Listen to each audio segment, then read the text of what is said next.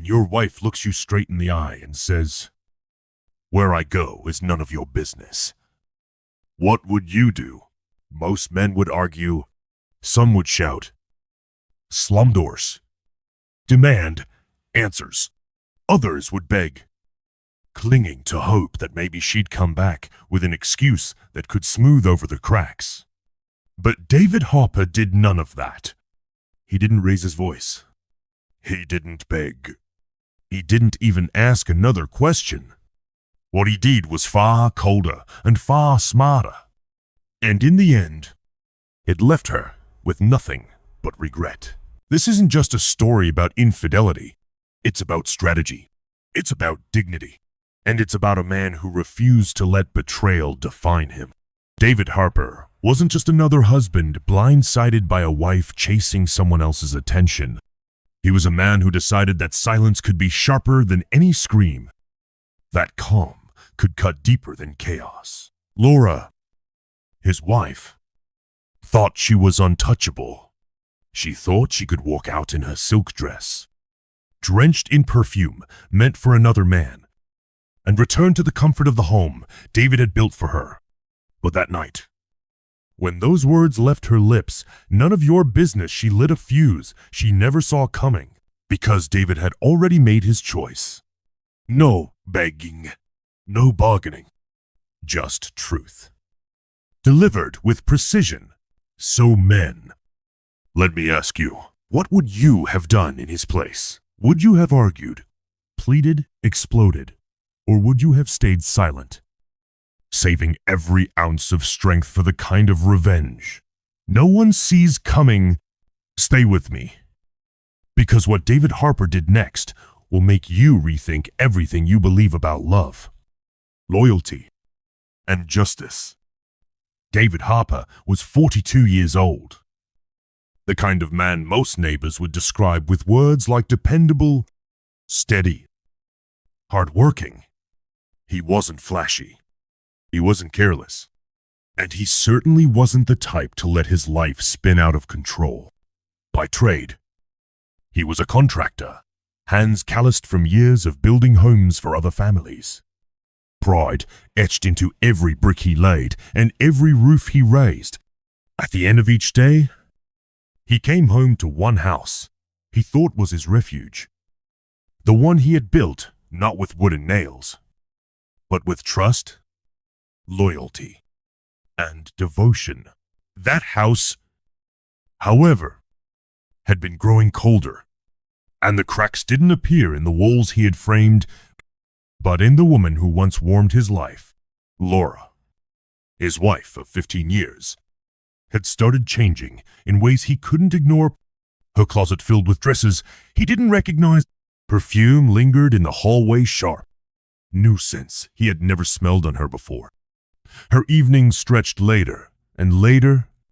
Her excuses shorter and shorter. She used to greet him with laughter when he came home, slipping her hand into his as if nothing in the world could pull her away.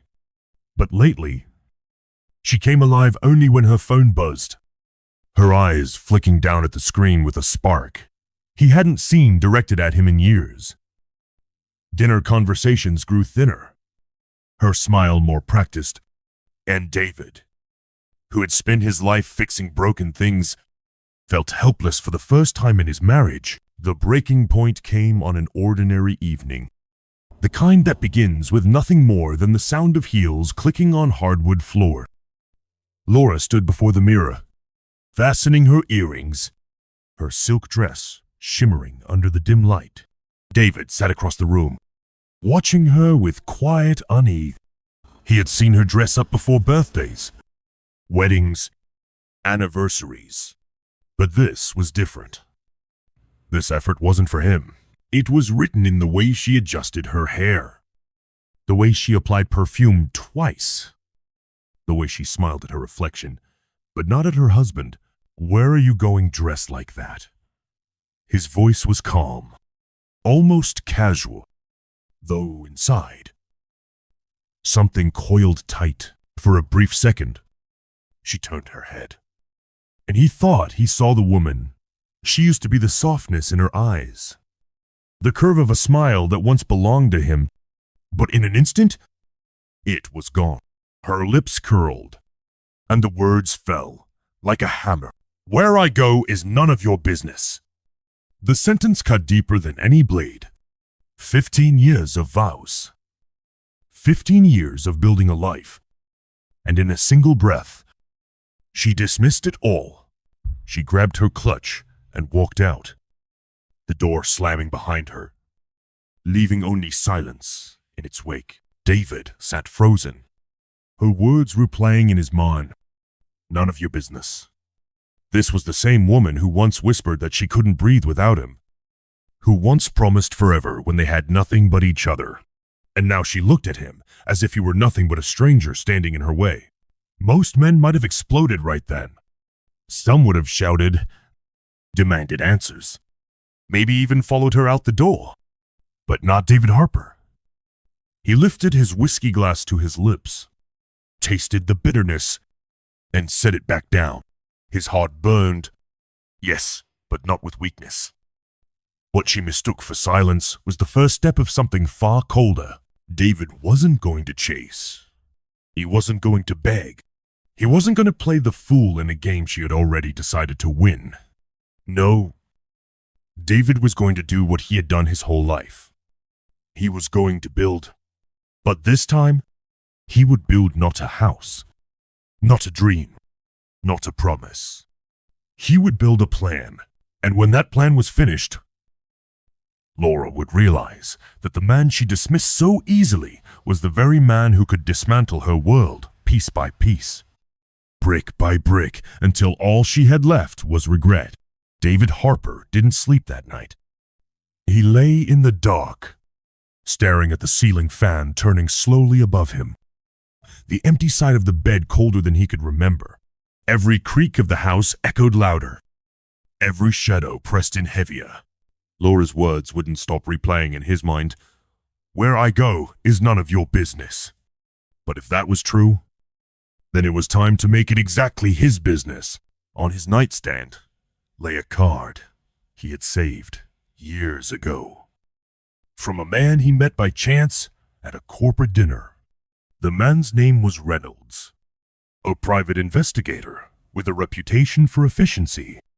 Back then, David almost threw the card away. But something, call it instinct, or maybe just the quiet sense that Laura had been drifting, even then, made him keep it. Now, that card felt like a lifeline. He picked up his phone, his hand steady, and dialed. Reynolds speaking. The voice was brisk, professional, the kind of tone that carried no judgment, only business. This is David Harper. We met years ago. You gave me your card. I need you to follow my wife. Tonight, I want to know where she goes, who she meets, everything. There was no pause of surprise, only the efficient hum of a man who had heard it all before. Send me her photo and her number. Consider it handled. When the call ended, David set the phone down. Exhaling slowly, he thought of Laura in her silk dress, perfume lingering in the air, heels clicking against the floor as she walked out the door. His chest ached not with anger, but with something colder, harder. Clarity. Morning. Light spilled across the empty bed when the phone buzzed again. Reynolds' name lit up the screen. You were right to call me, the investigator said. David's throat tightened, but his voice stayed calm. Tell me. She met a man, older, wealthy, the type who doesn't check price tags.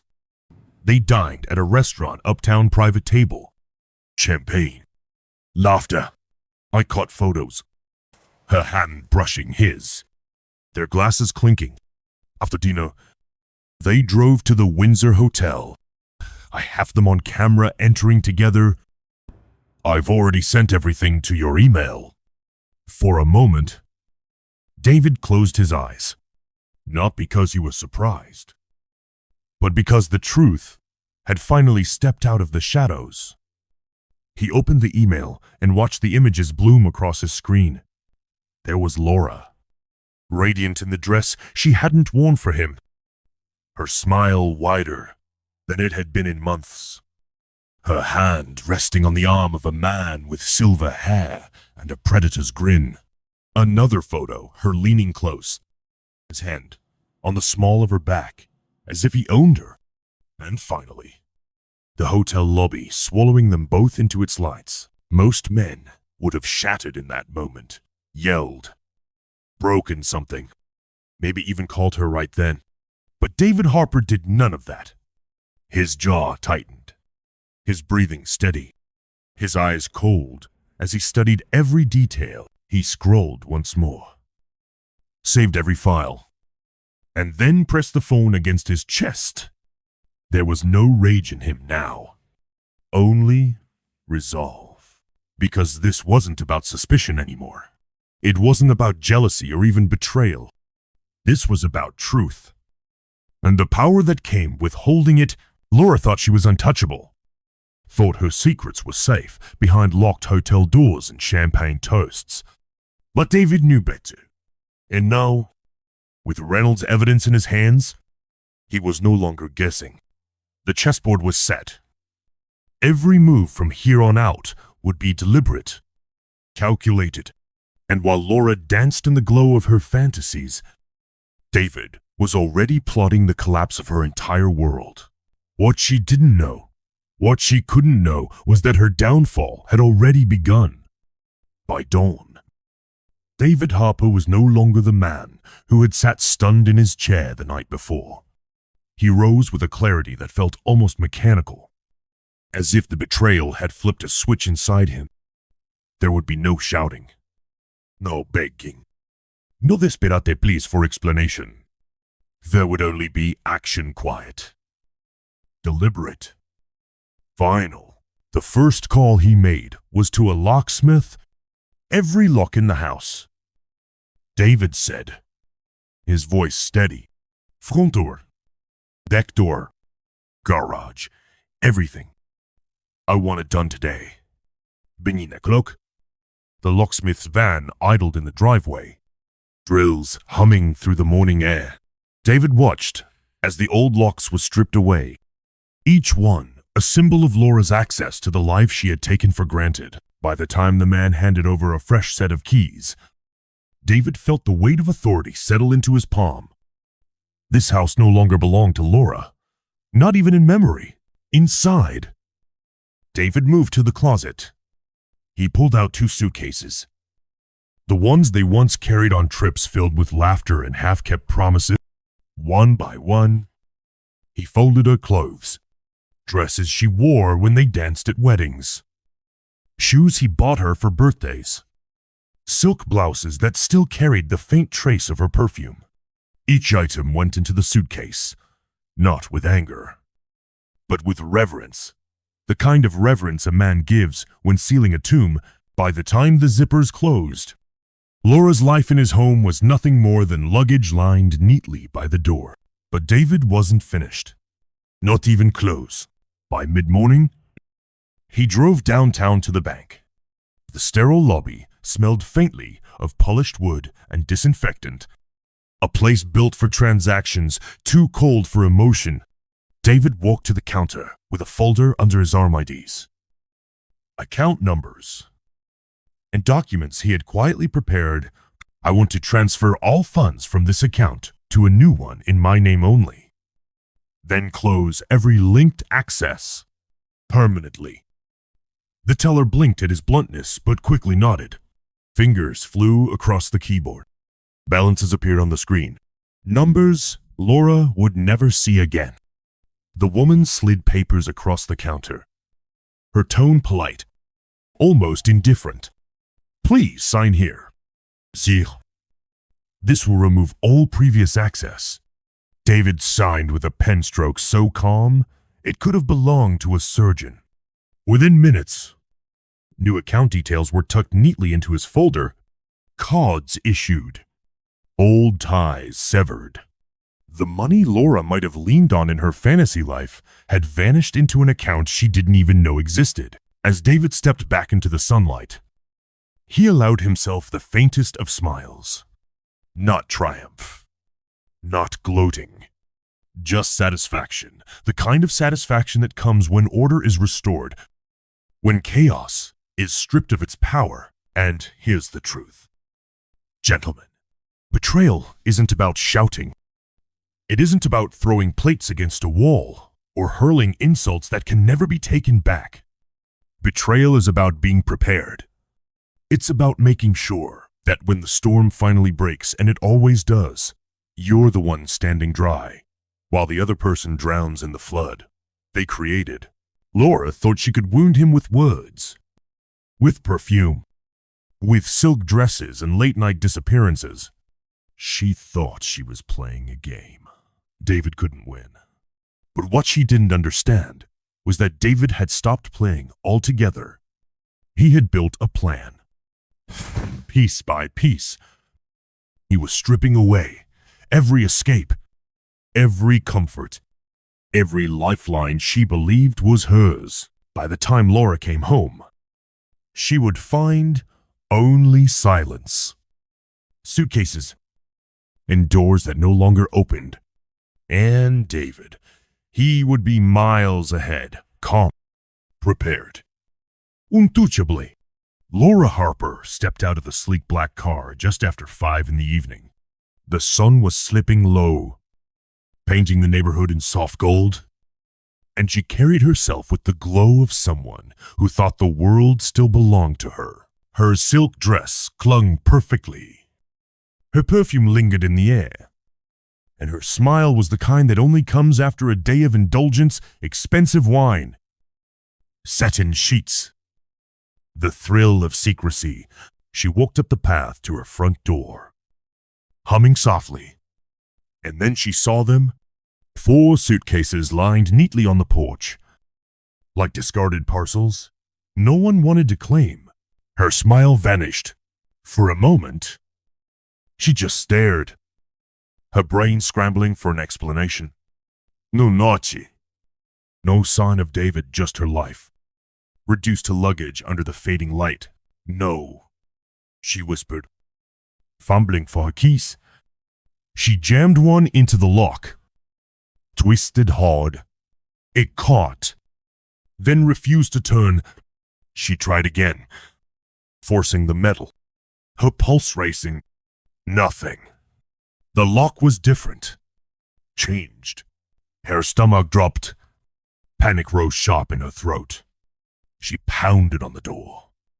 David opened this door right now, but the house stayed silent, its windows reflecting her panic back at her. She pulled out her phone, dialed his number, straight to voicemail.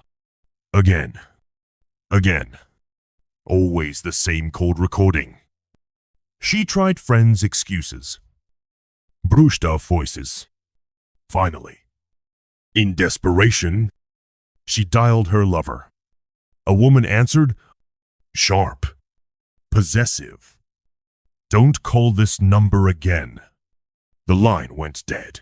Laura stood frozen on the porch, neighbors watching from across the street. A lawnmower hummed. Children's laughter echoed down the block. And there she was, dressed for someone else. Locked out of the life she thought was hers. Tears welled, but she shoved them down. Fine, she told herself. A hotel. She would regroup there. A taxi carried her to the nearest luxury suite. She strode up to the desk, tossed her card with the entitlement of a woman who had never been denied. The receptionist swiped. The machine beeped. Decline. Laura frowned. Try another. She handed over a second card. Another beep. Declined again. Heat rushed to her cheeks. By the third, the receptionist's polite smile had shifted into pity. The kind of pity that cuts deeper than cruelty. Around them, guests in line began to stare. Laura snatched her cards back, muttering, "I'll handle it," and stormed out, dragging her suitcases behind her. Each wheel rattled like a drumbeat of humiliation. Her options had collapsed. Friends avoided her calls. Her lover had disappeared. Even money had slipped from her grasp. There was only one place left. Her parents' house. By the time she arrived, night had fallen. She dragged her luggage up the familiar cracked walkway, her heels catching on the stones. Her mother opened the door, eyes widening at the sight her daughter disheveled. Dressed for another man, swollen-eyed and broken. "Can I stay here?" Laura's voice cracked. Brittle as glass, her mother stepped aside wordlessly. Her father barely looked up from his chair, the silence in his gaze heavier than any question. Inside that house, Laura Harper was no longer the woman in silken perfume. She was just a daughter who had run out of places to hide, and through it all, David said nothing. No calls, no messages, no confrontation, only silence. The kind of silence that crushed harder than any rage ever could. "Gentlemen," here, unraveling had begun, and David Harper hadn't even lifted his voice. The morning at her parents' house was heavy, the kind of stillness that clung to the skin. Laura sat at the kitchen table, untouched coffee cooling in front of her, and a phone lay silent, a black mirror reflecting back her own exhaustion. 4 days had passed since she last heard David's voice. 4 days of unanswered calls, of doors that refused to open, of friends who suddenly had no time for her. When the doorbell rang, her mother answered. She returned carrying 2 thick manila envelopes. She set them down gently, almost as if they might burn. "These are for you." Laura's hands trembled as she tore one open. Her eyes froze on the heading "Petition for Divorce." Her name printed neatly beside David's. Page after page spelled the end of everything she had built her life around. Stapled to the back was the document she had once laughed at. Dismissed as a formality, the prenuptial agreement. Clauses highlighted, ironclad, merciless. It left her nothing. Her breath hitched. "No," she whispered, flipping through the pages, hunting for a loophole. There was none. Every paragraph was a wall closing in. The second envelope slipped open, and photographs spilled across the table. There she was, smiling too brightly across a candlelit table, champagne glass in hand. Another shot her leaning close to a wealthy man with silver hair, his hand guiding her into the Windsor Hotel. Hotel receipts followed, timestamps as undeniable as scars. Her mother gasped softly, one hand to her chest. Her father rose from his chair, newspaper sliding to the floor, his jaw clenched in wordless disappointment. Laura reached for the photographs, a voice breaking, It's not what it looks like." But even as the words left her lips, they collapsed under the weight of proof. The lies that once came so easily now tasted like ash. The silence in the room was unbearable. Her parents said nothing, their eyes telling her more than words ever could. Shame settled heavy on her shoulders. She had lost not just her husband, but her dignity, her safety, her pride, and through it all, David remained silent. No confrontation, no angry tirades, no dramatic scenes. He hadn't abandoned her in weakness. He had erased her with precision, step by step, quietly, methodically, until she stood exposed before everyone who mattered. Her friends had already drifted away, too busy to take her calls. Her lover had turned out to be nothing more than another man's husband. And now, even her parents' eyes carried the weight of judgment. David Harper had spoken louder with silence than any man could with words. He never raised his voice. He never gave her the satisfaction of seeing his pain. His silence was the sharpest weapon. and it had cut her life into pieces. She could never gather again. Betrayal doesn't always end the way movies tell it. There are no shattered plates, no screaming matches in the middle of the night, no neighbors peeking through curtains as chaos spills out onto the lawn. Sometimes, betrayal ends with something far colder. Sometimes, it ends in silence, calculated, deliberate silence that leaves the guilty alone with nothing but their choices. David Harper understood something most men never realize until it's too late, when someone has already broken the vows that bound you together. Anger only feeds them. Begging only fuels their power. But silence strips them bare. Silence exposes who they really are. Laura believed she was untouchable. She thought she could play her game behind locked hotel doors. Thought she could return home to safety. To money. To comfort. To a man too loyal to fight back. What she never saw coming was that David had already stepped out of her game entirely. By the time she realized what was happening, it was too late. Her friends had drifted. Her lover had vanished. Her parents stood in quiet disappointment, and the man she betrayed had dismantled her world without raising his voice. Gentlemen, the lesson is simple. Betrayal doesn't need rage. It doesn't need spectacle. Sometimes the sharpest weapon a man can wield is restraint. Sometimes the greatest revenge is making sure the storm destroys only the one who caused it. So let me ask you, what would you have done if you were David Harper? Would you have walked away quietly? Or would you have taken revenge another way? Drop your thoughts in the comments. Share your story if you've lived through something like this, because you're not alone. And if this story spoke to you, make sure you subscribe. There are more true-to-life stories of betrayal and justice still to come. Stories that will make you question what you'd do if it happened to you. Finally, share this with someone who needs to hear it. Maybe a friend standing at the edge of the same storm. Maybe a man who needs to be reminded that silence isn't weakness. It can be the most powerful answer of all.